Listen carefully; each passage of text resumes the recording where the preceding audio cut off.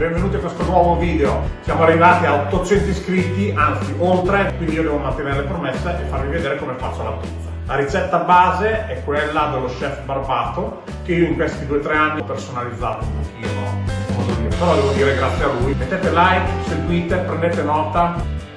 Guardiamo gli ingredienti: farina tipo 1, mi raccomando, farina Manitoba in queste dosi, acqua sui 26 gradi, passato di pomodoro quello che volete, che sia buono, olio extravergine di oliva, un po' nell'impasto, un po' sulla teglia, un po' anche nel pomodoro, sale, lievito, malto, va bene anche l'estratto se volete, e la mozzarella che sia buona. Prepariamo l'impasto. Dopo aver mescolato precedentemente i 2 tipi di farina, metti l'acqua, il lievito e un po' di malto. Aggiungi mano a mano tutta la farina fino a ottenere un impasto omogeneo. Aggiungi il sale e un cucchiaino di olio. Copri e lascia riposare un'ora. Impasta bene per 10 minuti. Deve tenere l'impasto liscio ed elastico.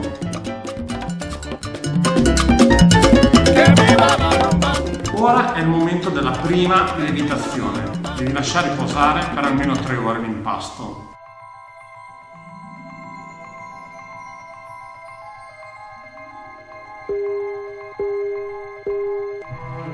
Dopo le 3 ore prendi l'impasto e fai delle semplici pieghe di rinforzo come vedi nel video.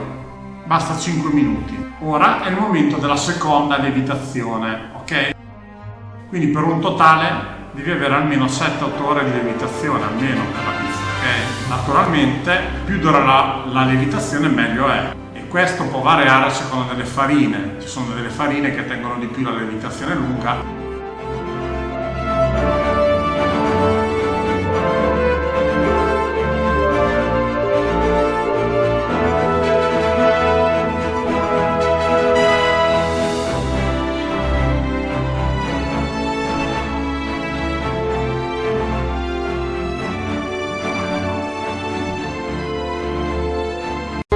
Camminavo nel bosco dei liri, tutto mi sembrava perfetto, io vedevo il paradiso in terra, era proprio il paradiso in terra.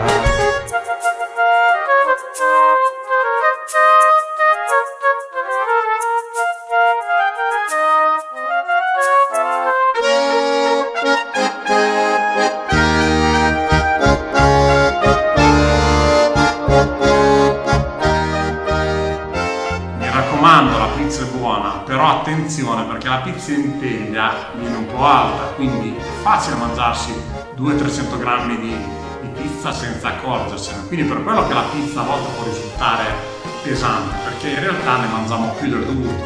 E tu pesi la pizza come me, e quindi bisogna dosarsi con la pizza, perché sennò dopo è difficile da smaltire. Ma la pizza è molto buona e quindi...